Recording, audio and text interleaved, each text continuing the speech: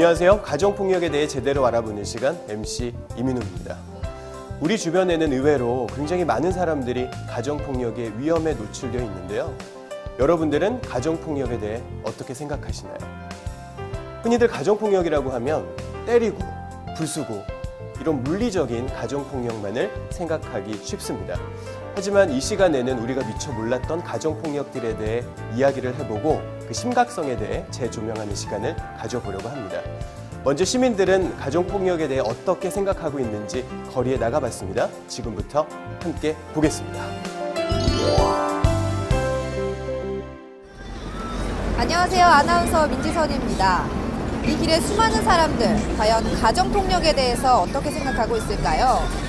TV 속 일이겠지, 내일은 아니겠지 이렇게 생각하는 바가 각각 다를 텐데요. 시민들의 의견은 직접 한번 들어보도록 하겠습니다.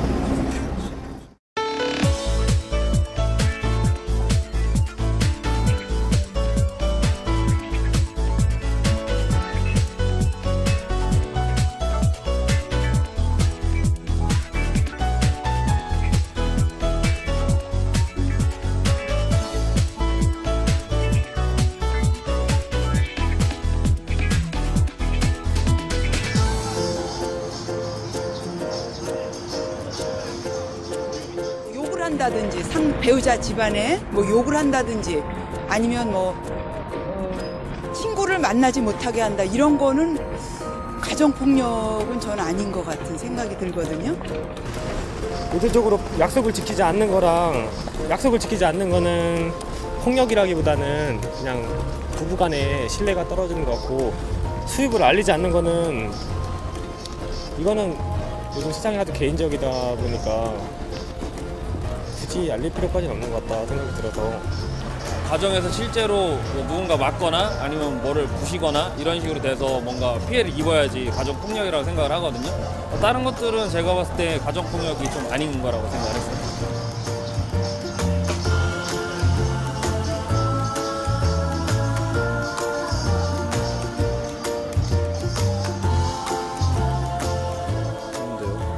그러니까 뭐 크게 수입을 알리지 않아도 뭐 문제가 되지 않을 거라 생각을 해요.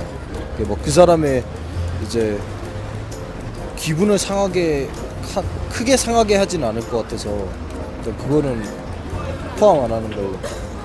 친척이어도 비난할 수 있다고 생각을 해서 저는 친구를 만나지 못하게 하는 게 가정폭력이 아닌가라는 생각을 했어요. 배우자의 친인척을 비난하는 행위는 배우자의 친인척이긴 하지만 본인한테도 비난하는 거랑 같다고 생각을 하거든요. 그래서 저는 자격을 침뱉는 거.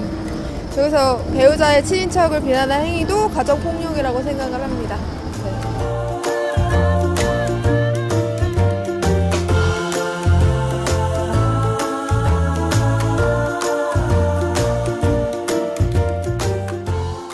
이렇게 투표 결과를 보시면 예상외로 5번째 문항에 많은 시민분들이 투표를 해주셨는데요. 아직까지는 심리적, 정서적 폭력을 심각하게 생각하고 있지 않는 것 같습니다. 과연 심리적, 정서적 폭력은 가정폭력이 맞는 걸까요? 좀 더 자세하게 알아보겠습니다. 여러분들은 몇 번의 스티커를 붙이셨나요? 정답은 5번 빼고 전부 다 가정폭력이라고 합니다. 저도 보니까 가정폭력인 듯 아닌 듯 애매한 상황들이 굉장히 많은 것 같았습니다. 그래서 오늘 전문가이신 양소영 변호사님 모시고 자세한 얘기 들어보도록 하겠습니다. 안녕하세요, 선생님. 네, 안녕하세요. 반갑습니다. 양소영 변호사입니다.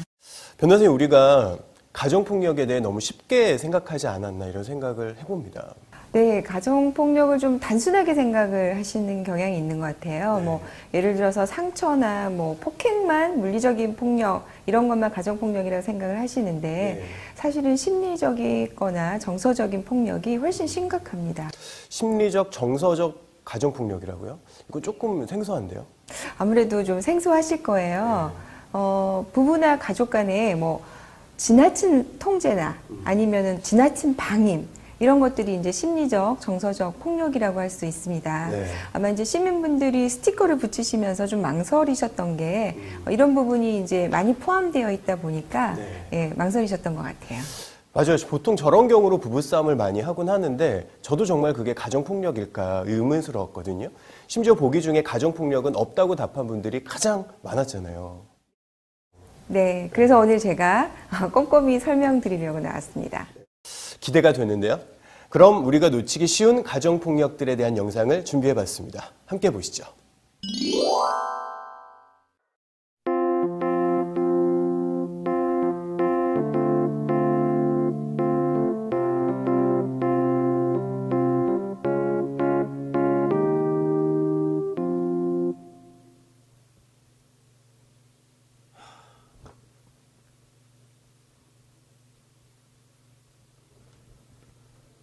여보세요. 돈 좀 작작 써. 큰 돈 쓰려면 허락 받고 쓰든가. 도대체 돈을 얼마나 쓰고 다니는 거야?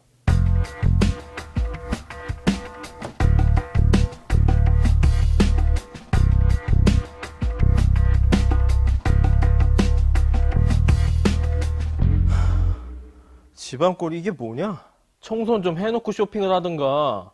그리고 너 가계부는 써가면서 쇼핑하는 거냐? 화났어? 야, 내가 오늘 부부 동반 모임 있다고 했냐 안 했냐? 어? 그거 내 친구한테 중요한 일 생겨서 못 간다고 했지? 중요한 일? 야, 여자들끼리 그깟게 뭐가 그렇게 중요한 일이 있는데? 말 그런 식으로 할 거야? 못 가서 미안하다고 했지? 미안해? 아우, 나 이씨 진짜. 야, 너 지금 그게 미안한 사람 태도야? 어? 나? 쳐봐! 그래, 한 대 쳐, 아주!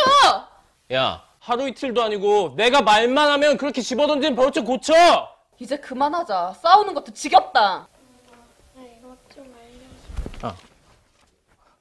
야, 니네 엄마랑 얘기하지 마. 뭐 말이 통해야지. 지금 애 데리고 뭐 하는 거야? 왜? 애도 알 건 알아야지. 이제 들어가. 어딜 들어가? 여기 서서 엄마랑 아빠랑 하는 얘기 똑바로 들어. 지금 뭐 하는 거야? 들어가.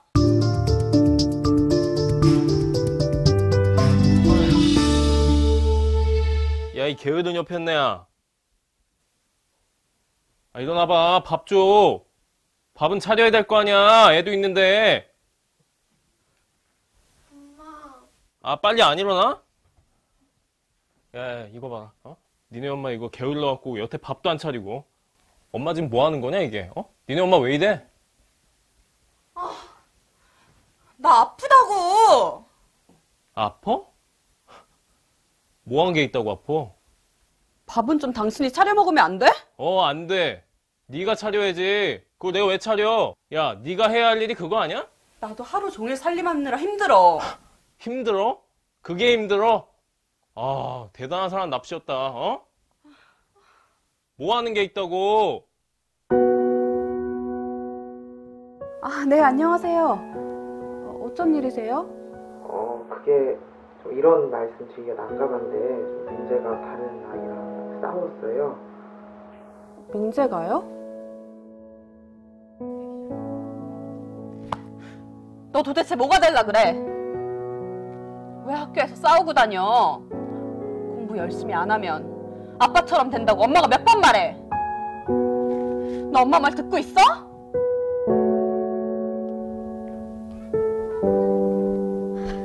아, 짜증나. 변호사님, 이 영상 속의 가정 너무너무 심각한데요. 정말 다양한 사례가 고스란히 담긴 가정의 모습 같습니다. 물론 쉬운 이해를 위해 연출된 장면이긴 하지만 한편으로 드는 생각은 각각의 사례들이 그렇게 낯설게 느껴지지만은 않아요. 하나씩 설명 부탁드립니다. 경제적 학대에 대해서 알아보겠습니다. 처음에 남편이 아내의 돈 씀씀이에 대해서 일일이 간섭하는 장면이 있었죠. 이걸 바로 경제적 학대라고 합니다. 경제적 학대는 이외에도요, 생활비를 전혀 주지 않는 행위, 그리고 동의 없이 재산을 처분하는 행위, 그리고 한 사람이 수입과 지출을 독점하는 행위, 이런 것들을 포함하고 있습니다. 그럼 앞선 설문조사 중에 배우자에게 수입이나 지출을 알리지 않는 것도 경제적 학대에 속하는 거겠군요. 그렇죠. 가정 내 불평등한 경제력으로 인해서 권력관계가 형성이 되면 이것이 이제 가정 불화와 폭력으로 바뀔 수가 있습니다. 그래서 가능한 한 부부간에도 수입과 지출을 공유함으로써 가정 경제에 관해서 신뢰가 구축되도록 해야 됩니다. 경제생활에 대해서 부부간의 신뢰가 낮아지면 한쪽이 아무래도 불만이 축적될 수가 있고요. 또 상대방의 소비 행태를 비난하게 되면서 상처를 줄 수가 있습니다. 나아가서 이렇게 일거수일투족을 감시하거나 의심하는 것, 이런 일들이 또 일어나게 되죠. 그렇군요. 가정경제의 주도권을 두고 실랑이를 벌이는 얘기들을 자주 듣게 됐는데 이게 자칫하면 가정폭력이 될 수 있을 것 같습니다. 투명한 경제는 가정에도 꼭 필요하다. 명심하겠습니다. 네, 다음으로는 말로 상처를 주는 행위입니다. 처음 차트에 나온 친인척을 욕하는 행위, 이런 걸 비롯해서요, 또 큰 소리를 지르고 욕을 하거나 위협하고 협박하는 등 말로 상처를 주는 것은 너무 다양하죠. 사실 이건 누구나 할 수 있는 폭력 같아요. 가족끼리는 더 큰 상처가 될 것 같은데요. 일상생활을 이제 같이 하면서 긴밀한 정서적 유대관계가 형성이 되다 보니까요. 그래서 가족으로부터 듣는 이 비난은 다른 사람으로부터 듣는 것보다 훨씬 더 큰 마음의 상처를 남기게 됩니다. 그래서 자존감도 떨어지고 부부관계 악화의 원인이 됩니다. 저도 오늘 집에 가서 아내에게 다정한 인사 전하겠습니다. 그럼 다음은 어떤 것이 있었죠? 네, 바로 상대방을 무시하는 행위인데요. 영상에서는 약속을 지키지 않는 모습이 있었죠. 근데 약속을 지키지 않는 게 어떻게 가정폭력이 되죠? 네, 가정폭력 정서적 유형 중에서 상대방을 무시하는 행위가 있습니다. 약속을 지키지 않거나 또 약속을 파기하거나 일방적으로 약속을 변경하는 이런 행위 등에서 상대방은 나를 무시하는구나 이렇게 느낄 수 있기 때문이죠. 이렇게 상대방을 무시한다는 것은 이미 상대방이 내 통제하에 있다, 내 지배하에 있다 이런 생각을 기초로 하고 있기 때문에 그런 행동이 가능하다고 생각이 됩니다. 통제하고 또 지배하려는 이런 것이 폭력이라고 볼 수 있는 것이죠.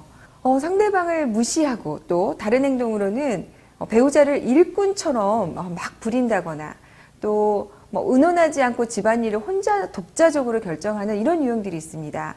가정은 부부간에 공동생활을 해야 되고 평등하게 그리고 서로 부양의 의무를 부담하고 사랑하고 상호 존중해야 되는 건데요.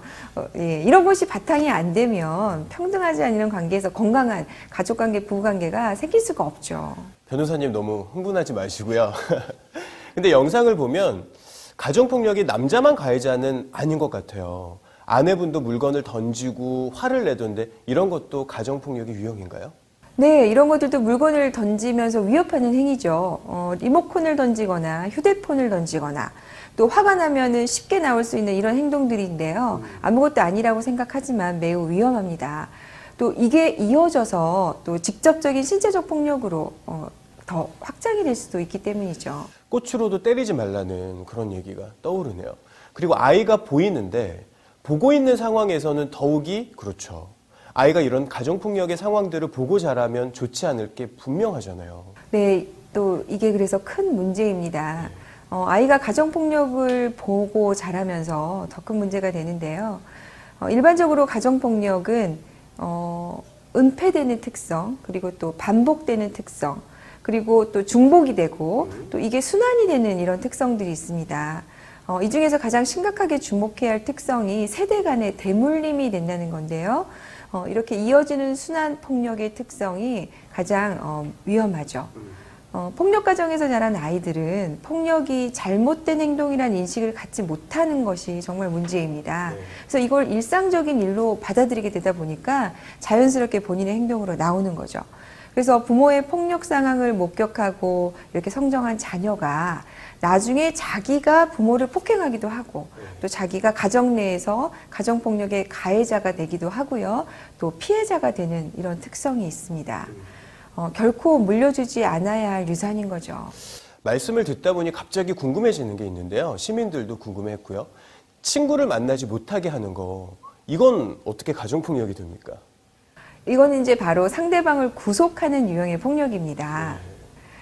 전화를 엿듣거나 또는 하지 못하게 한다거나 또 친구를 전혀 만나지 못하게 하거나 외출을 못하게 하는 이런 행위들이 다 있습니다.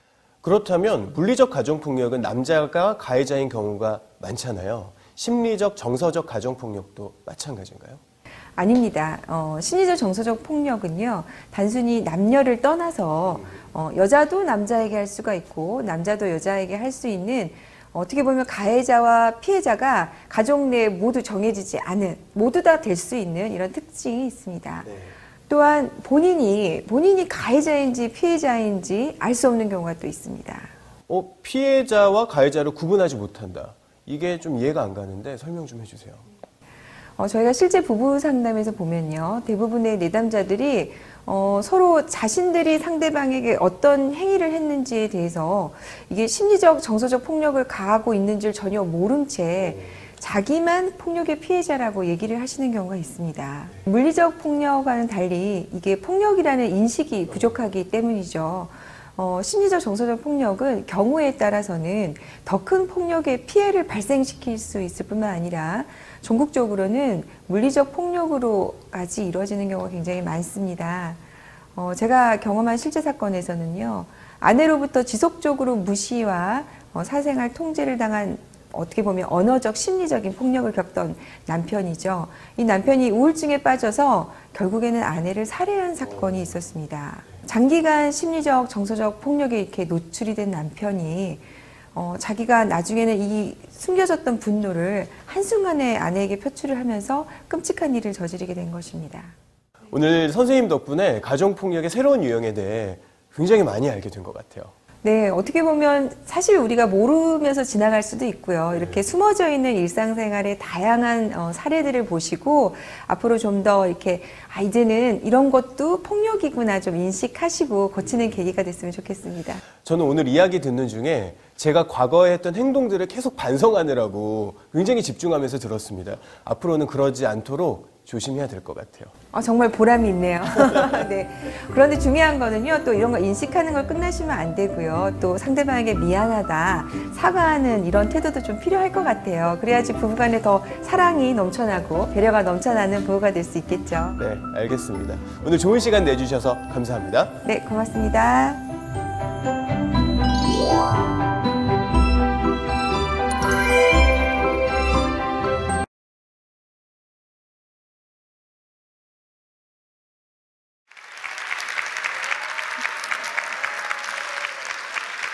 네, 감사합니다. 이렇게 반갑게 맞이해 주셔서. 개그맨 유재석 씨와 저와 공통점이 하나 있는데요. 뭔지 아시겠어요? 아니요, 무대 울렁증이에요.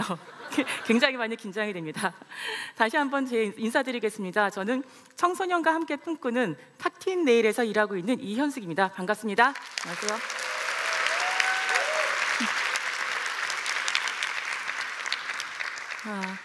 현대 사회는 많은 것이 상품화되어 있습니다. 그중에 성도 빼놓을 수 없는데요. 심지어는 10대 아이들도 성적으로 상품화하기도 하고, 이렇게 문화적으로 상품화를 시키는 이런 사회에서 우리가 어떤 선택을 하는 것이 좀 더 만족스러운 선택인지, 좀 더 행복한 선택인지, 그런 이야기를 오늘 함께 나누고자 합니다. 제 친한 남자 후배가 있었어요. 그 친구는 중견기업에서 일을 하고 있었고요. 업무 때문에 접대를 해야 되는 일이 많았다고 합니다. 아무래도 접대를 하다 보니까 많은 고민이 있었는데, 과한 음주도 문제였지만 그것보다는 소위 2차라고 이야기하는 성매매 접대까지 이어져야 되는 이런 갈등 상황 속에서 내가 어떻게 할 것인가, 그런 것 가지고 끊임없이 고민을 했었고요. 처음에는 계속 거절했다고 합니다. 거절하면은 사람들은 그 후배를 어떤 그 이상한 사람 취급하기도 하고 왕따를 시키기도 하고, 또 그것도 문제였지만 더 문제는 클라이언트들과 유대감을 형성하지 못하다 보니까 결과적으로는 그 성과가 나빠지는 이런 결과를 낳았다고 해요. 그래서 고민이 된 이 후배는 어떤 선택을 했을까요? 그냥 성매매를 했을까요? 네? 네. 이 친구는 사표는 쓰진 않았고요. 그냥 선택했던 방법은 자기 나름대로는 최선의 방법이었다고 하는데, 그 클라이언트와 성매매하는 척하는 것이었대요. 예. 그래서 2차까지 가서 거기서 만난 여성과 이런저런 이야기를 나누면서 시간을 때우다가 나왔던 이런 기억이 있었다고 하고요. 말씀하신 것처럼 결과적으로 그 친구는 사표를 냈어요. 사표를 냈고요. 지금은 그런 접대를 하지 않아도 되는 새로운 직장에서 행복하게 일을 하고 있습니다. 네, 있으면 같이 쓰셔야 되겠죠? 감사합니다. 제 후배와 같은 고민을 하는 남성들이 대한민국에는 생각보다 많은 것 같습니다. 실제로 우리 사회의 성매매 산업 규모를 보면요, 정확한 통계는 아니지만 약 7조에서 24조 정도를 추산을 하고 있고요. 매년 그 집결지라든지 인터넷이라든지 해외 여행이라든지 아니면 변종업소라든지 이런 여러 가지 방법으로 성매매에 거래되는 여성이 1년에 14만 2,248명 정도가 된다라고 이렇게 보고가 되고 있고요. 성매매가 1년에 거래되는 건수가 몇 건인지 아세요? 무려 4,669건입니다. 9만 건입니다. 우리 그 인구가 5천만이 좀 넘어간다는 생각을 하면은 굉장히 많은 건수가 한 해 발생하고 있는 것이죠. 그리고 또 놀라운 것은요, 성인 남성 10명 중에 4명이 성매매를 경험했다라고 응답했다라는 것입니다. 이건 다른 나라에 비해서 굉장히 높은 비율인데요. 영국이나 뉴질랜드 같은 경우에는 한 7% 정도라고 얘기하고 있고요. 성매매가 합법화되어 있는 독일이나 이런 곳에 비해서도 우리나라가 훨씬 더 많은 성매매 경험률을 가지고 있다는 것을 알 수 있습니다. 이런 통계를 보게 되면 결국 그 제 후배와 같이 성매매를 해야 되는 혹은 성매매를 해야 되지 않을까 그런 강요를 받거나 고민을 해야 되는 선택의 순간들에 많이 닥치게 되는 것 같습니다. 그래서 어떤 사람들은 고민하다가 성매매를 선택하기도 하고요. 어떤 사람들은 원래부터 성매매에 대해서 별로 문제의식이 없었기 때문에 쉽게 선택하기도 하고요. 어떤 사람들은 제 후배처럼 그런 방식을 취하기도 하죠. 그래서 끝까지 성매매를 안 하기도 하고 이런 부분들이 우리의 현실인데요. 그 일반적으로는 그러면 그렇게 성매매를 고민하다가 경험을 하게 되면 선을 넘게 되면 그 다음부터는 자기 합리화가 시작이 되죠. 남자라면 다 그렇지 뭐. 그렇게 돈 벌기 위해서 몸을 파는 게 여자들이 문제 아니야? 가장 오래된 산업이라고 하던데 법으로 아무리 금지해봤자 없어지지 않을 것 같은데 뭐 이런저런 이유로 그 성매매에 대해서 금지하는 것에 반대하기도 합니다. 하지만 이런 성매매가 문제는 인권 유린이 많이 이루어지고 있다는 사실인데요. 4년 전에 포항에서 연쇄 자살한 사건이 있었습니다. 그 연쇄 자살한 여성은 바로 성매매 여성이었어요. 그러니까 성매매 여성들 같은 경우에는 그 업주들이 성매매 여성들이 도망가지 못하게 여러 가지 방법들을 쓰고 있는데 그 중에 가장 많이 쓰는 방법이 빚을 청구하는 것이에요. 근데 예전에는 선불금이라고 해서 그걸 강제로 빚을 만들었는데 그게 이제 법이 만들어지면서 무효가 되다 보니까 최근에는 그 업주들이 주로 쓰는 방법이 성형수술을 하라고 권한다든지 명품 가방을 사라고 한다라든지 아니면 자기가 하는 개에 드리라고 한다라든지 이렇게 돈을 쓰게 만들어요. 그래서 그거를 만약에 여성이 거절을 하게 되면 그러면 업주는 손님방에 이 여성을 넣지 않는 거예요. 그러게 되면 어떻게 되겠어요? 매일매일 이 여성한테 주어진 할당량이 있는데 그걸 채우지 못하면 그건 고스란히 또 자기 빚이 됩니다. 빚이 계속 늘어나는 거죠. 그래서 이 여성들은 어쩔 수 없이 그 업주의 요구를 거절할 수 없어서 성형수술도 하고 명품 가방도 사게 되죠. 근데 돈이 없으니까 그 돈이 어디서 나겠어요? 그걸 또 빚져서 하는 겁니다. 이렇게 빚이 늘어나는데 이 빚이 한 개인의 여성에게 끝나는 것이 아니고요. 그 빚을 질 때마다 동료 여성에게 보증을 쓰도록 하는 거예요. 예. 그래서 한 여성이 정말 이렇게 성매매를 끝낼 수도 없고 그리고 빚은 계속 늘어나고 어떻게 앞이 안 보이니까 결국은 목숨을 끊게 돼요. 어떤 결과가 벌어지겠어요? 그 여성의 빚을 보증을 써줬던 또 다른 여성이 있지 않겠어요? 그러면 그 여성은 자기 빚에 자살한 여성의 빚까지 고스란히 떠안게 되는 거죠. 그래서 결국은 그 여성도 감당하지 못하고 자살을 합니다. 그러면 또다시 그 여성의 보증을 섰던 또 다른 여성이 또 3명의 빚을 자기가 떠안게 되기 때문에 또 자살을 하죠. 이렇게 총 8명의 자살을 합니다. 끔찍하죠. 사실 이런 이 전후 사정을 잘 모르게 되면은 겉으로 볼 때는 성매매 여성들은 좀 문제가 있는 것 같아. 허영심에 불타서 그렇게 명품 가방 사려고 하고 성형수술 하려고 외모에 신경 쓰고 그렇게 사치와 허영심에 들떠 있으니까 손 쉽게 몸을 파는 거 아니야 이렇게 보여지기 쉽지만 그 이면에 들여다보면은 아주 정교한 착취 구조가 존재한다라는 거죠.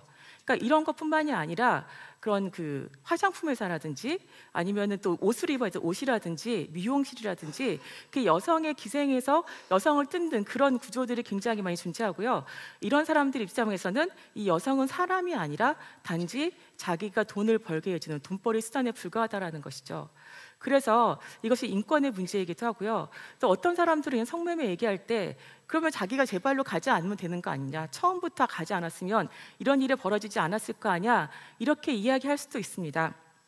근데 문제는요, 겉으로는 자발적인 선택인 것 같지만 사실은 강요된 선택이 더 많다라는 거예요.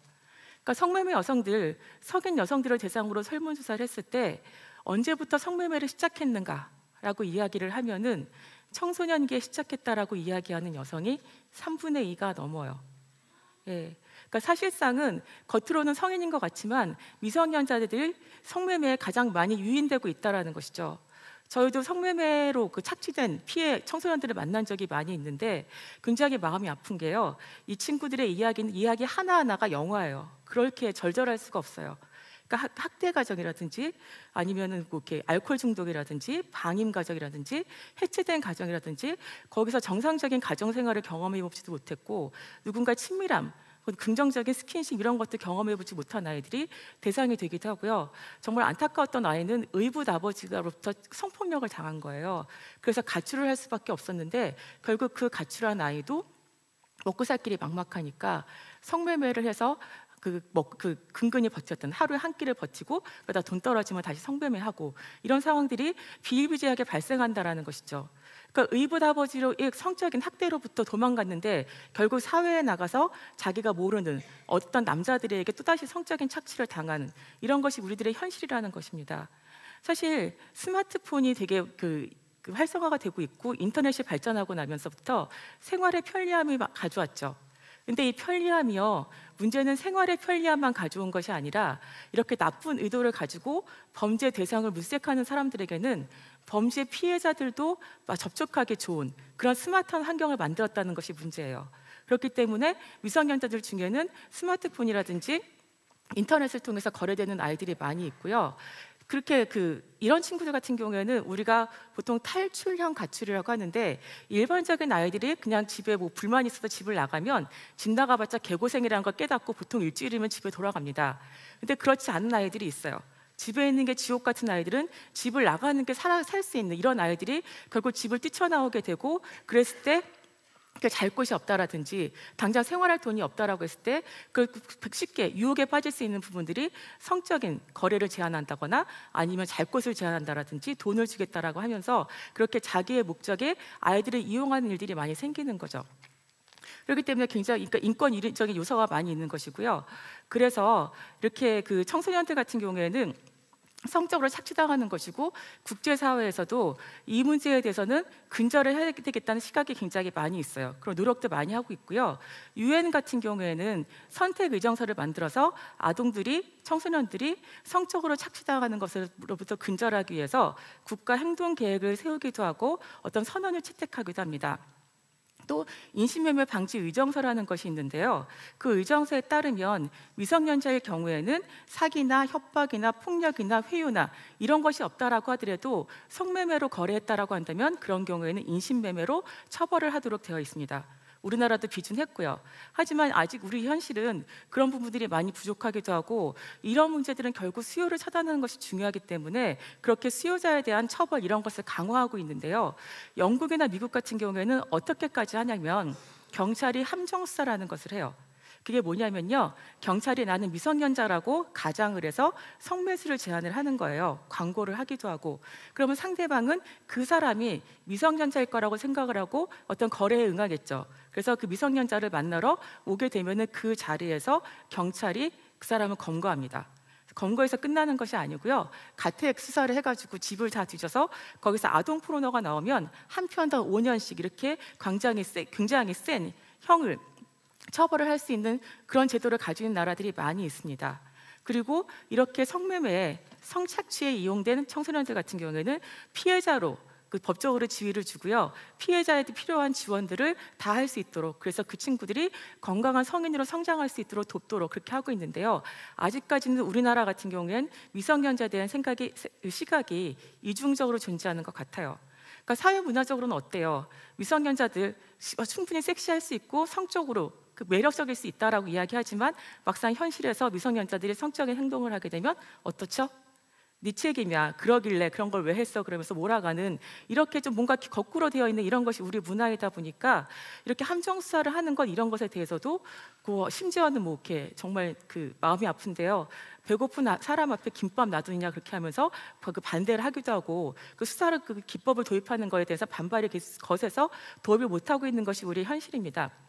근데 이렇게 온라인상에서 성매매가 일어나는 것, 성적으로 착취하는 부분들은요, 한 국가 내에서만 일어나는 것이 아니에요. 이거는 경계를 넘어가서 전국 전 지구적으로 일어나는 일이기 때문에 그래서 이렇게 함정 수사 같은 경우를 자국에서만 하는 것이 아니라 국제적으로 시도하는 그런 단체도 있어요.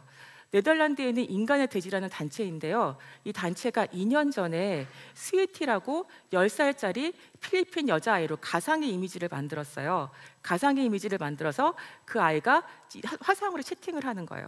채팅을 하고 그렇게 10주 정도 지나고 나서 보니까 어떤 결과가 생겼냐면 무려 71개국에서 2만여 명의 남성들이 이 스위티에게 성적인 행동을 하라고 요구하기도 했었고 또 스위티와 그 화상 채팅을 하면서 본인이 성적인 행동을 하는 것을 아이한테 보여주기도 했던 이런 것이 드러난 것이죠. 그래서 그 인간의 돼지라는 단체는 그중에 1000명의 신원을 확보해가지고 인터폴에 제공을 해서 각각의 국가에서 그 사람들을 처벌할 수 있도록 그렇게 했습니다. 그중에 안타깝게도 한국 사람도 끼어 있었다라고 해요.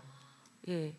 그러니까 사실 한국 같은 경우에는 해외 여행이 자유화되고 난 이후에 해외에서 성매매를 많이 하고 있는 국가 중에 하나로 지목이 되고 있고 저희가 일하고 있는 단체에도 에팟이라는 아동의 상업적 성착취 근절을 위한 국제 네트워크 활동을 하고 있는데요. 그때 회의 갈 때마다 다른 나라에서 온 사람들이 저희한테 호소를 합니다. 제발 어떻게 이 문제에 대해서 실태 조사를 해주고 근절해 줬으면 어떻겠느냐 이런 것을 요구할 정도로 이렇게 사실 우리나라가 다른 나라에 비해서 성매매가 많이 이루어지고 있고요. 또 미 국무부에서 해마다 인신매매 보고서라는 것을 발행하고 있는데 거기에도 보면은 한국은 특이하게 인신매매 목적지 국가이기도 하고 송출 국가이기도 하고 경유 국가이기도 한 특이한 나라로 지목이 되고 있어요. 일반적으로는 송출국이거나 아니면 목적지 국가인데 우리나라는 해외에 나가서 그 빈곤 개도국 아이들을 대상으로 성매매를 하기도 하고요. 또 그 나라 여성들을 우리나라로 인신매매해서 또 성매매를 시키기도 하고요. 또 우리나라 여성들을 호주라든지 뉴질랜드라든지 미국이라든지 또 일본으로 또 인신매매에 대해서 나가기도 하죠. 며칠 전에도 방송에 나왔던 것 같은데 이런 사람들은 자기가 어떤 그 예술 공연단이라고 생각을 하고 그런 비자를 발급받아서 갔는데 막상 가서 보면은 예술 공연하는 것이 아니라 거기에 감금당한 상태에서 성매매를 강요당하기도 하고 마찬가지로 필리핀이나 동남아시아 여성들도 예술 공연 비자를 받아가지고 우리나라에 와서 똑같은 여권을 빼앗긴다든지 그런 방식으로 성매매가 이루어지는 경우들이 많이 있다라는 것이죠. 그래서 결국은 이 성매매 산업이라고 하는 것은 돈을 목적으로 하는 것이잖아요. 돈을 벌기 위해서 수요와 공급이 필요할 수밖에 없고요. 산업이 번창하는 날 끊임없이 공급은 만들어질 수밖에 없습니다. 그리고 공급의 대상은 누구겠어요? 주로 가난한 지역의 가난한 국가의 아이들, 우리나라도 마찬가지로 취약한 청소년들이 그 주요 대상이 되기 때문에 이 산업을 근절하는 것이 결국은 우리 아이들의 인권을, 우리 여성들의 인권을 보호하는 길입니다. 그렇기 때문에 우리가 어떻게 하는 것이 인간다운 선택인가 이런 것에 대해서 진지하게 고민할 필요가 있어요. 그러니까 성매매가 법으로 금지하기 때문에 내가 해야 된다 말아야 된다는 것이 아니고 정말 이것은 누구를 위한 것인가. 간혹 보면은 성매매 여성 중에 돈을 쉽게 벌었다고 해서 허탈감에 빠지는 분도 있는데 그런 사람이 실제 존재하는지는 잘 모르겠어요. 있다고 해도 많지 않을 것 같고요. 실제 증거들을 보면은 굉장히 광범위하게 성적으로 착취가 일어나고 있고 인권 유린이 일어나고 있기 때문에 결국은 그냥 개인의 선택의 문제로 치부해서 내가 성매매를 한다라고 했을 때 그 범죄에 가담하는 혹은 그 성매매 산업을 육성하는 데 일조하는 이런 결과가 생길 수도 있기 때문에 그래서 내가 선택하는 것이 어떤 것인지에 대해서 한번은 진지하게 고민할 필요가 있습니다. 사실 인권이라는 게 별게 아니잖아요. 사람이 사람답게 대접받을 수 있고 사람으로 존중받을 수 있는 것, 사람답게 살 수 있는 것이 인권이라고 한다면 성적으로도 마찬가지라고 생각해요. 사람답게 존중받을 수 있고 사람스럽게 살 수 있는 이런 것이 성적으로도 이루어진다고 한다면 성매매는 내가 존중받거나 그런 것이 아니라 내 취약함을 대가로 이용해서 어떤 내가 원하지 않는 행동을 강요하는 것이기 때문에 이것은 분명하게 인권 유린이고요. 그래서 내가 좀 더 넓은 시야를 갖는다면 이것이 나의 선택이 어떻게 하면 우리 인류의, 우리의 미래에 이런 그 인간의 발전에 도움이 될 것인가, 그리고 나의 발전에 도움이 될 것이라고 생각을 한다면 그것이 그냥 개인 간의 선택이 아닌 사회적인 문제를 보면서 그 최선의 선택을 하는 것이 저는 좋다라고 생각을 해요. 우리의 인생은 선택의 연속이라고 합니다. 선택을 할 때는 그 사람의 가치관을 가지고 결정을 해요. 어떤 순간에 그 사람이 어떤 선택을 하는가는 그 사람이 어떤 사람인가를 말해주죠. 품격이 높은 사람인지 아닌지, 아니면 사적인 욕구가 우선인지, 아니면 공익이 우선인지 이런 것들을 알 수 있는데 성적인 선택의 순간에도 마찬가지라고 생각을 해요. 그 순간에 내가 어떤 가치관을 가지고 어떤 선택을 하는가가 어떤 사람인지를 보여주는 것이기 때문에 어떻게 하는 것이 가장 사람다운 선택인가에 대해서 진지하게 한번 고민해 보셨으면 합니다. 가장 좋은 것은 사람다운 선택을 하는 것이 이 성상품화 시대에 만족스러운 선택이 아닐까요? 감사합니다.